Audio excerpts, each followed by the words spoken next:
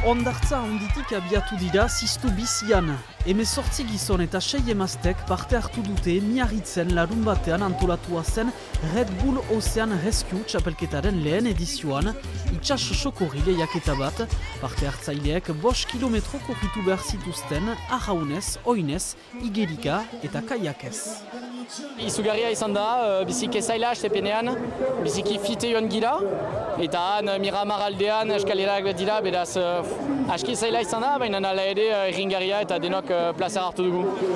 Hemen gehienak sorrasmena egiten dute, batzulan egiten dute eta baina ari dira ere bi edo hiru aldiz egunean entrenatzen olako lasterketak egiteko. Kirolau Hondartzetako salbatzaileek erabiltzen dituzten tekniketan oinarritzen da eta gero eta arrakasta gehiago biltzen du.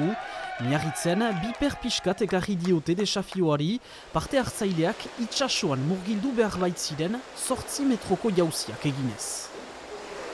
On n'a pas du tout l'habitude de faire ça d'habitude en compétition, donc c'était vraiment lancer un challenge aux tout meilleurs sauveteurs français et espagnols.